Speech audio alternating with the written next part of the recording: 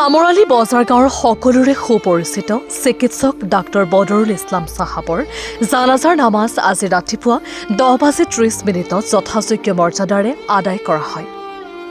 জানাজাৰ নামাজত পৰিয়ালবৰ্গ, আত্মীয় স্বজনৰ লগতে হোজাই অঞ্চলৰ হাজাৰ হাজাৰ শোকাহত ৰাইজে অংশগ্ৰহণ কৰে।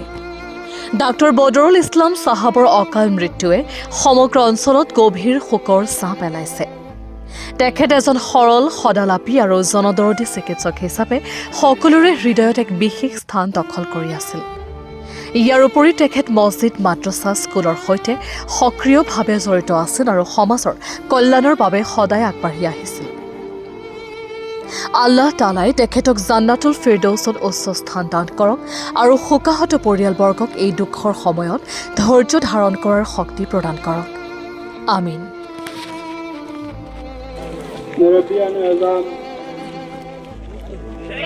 আমরা এক জনজাত আজকে সারা আইসি আল্লাহ তৌফিক দিলে সারায় জনজাত নামাজ পড়িতাম।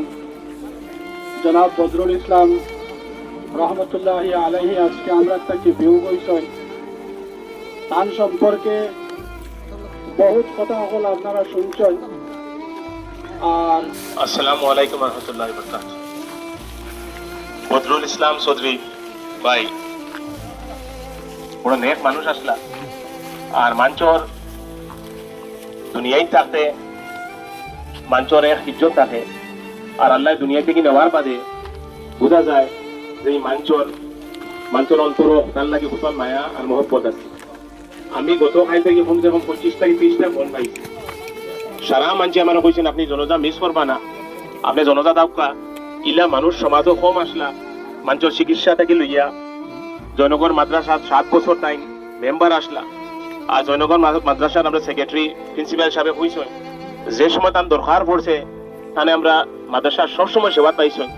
খালি জয়নগর মাদ্রাসা নাই, আমরা যত মাদ্রাসা আছে তার লগে তার একটা সম্পর্ক আছিল। মাঞ্চর সেবা অত করছেন হইয়া লাভ নাই।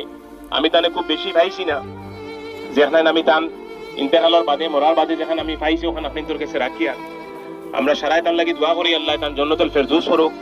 আর তান যে ফ্যামিলির আওলাদ আছে, তার পরিবার আছে, তারারে আল্লাহ তারা শান্তি দৌকা আর ধৈর্য ধরার শক্তি দৌকা। এই সময় বড় কঠিন সময়, আর আমরা প্রত্যেক মাঞ্চর এই সময় আইব, সারার বাড়িতে আইব। গতিকে ইনশাল্লাহ আমরা যতক্ষণ পারি তারার প্রতি মায়া মহব্বত সহায় করদা যাওয়া আবার রাখা দরকার। আর আমি সারারে একবার জিগাইমু তাই বড় নেক আসলাম ইনশাল্লাহ। জি আচ্ছা, আসসালামু আলাইকুম।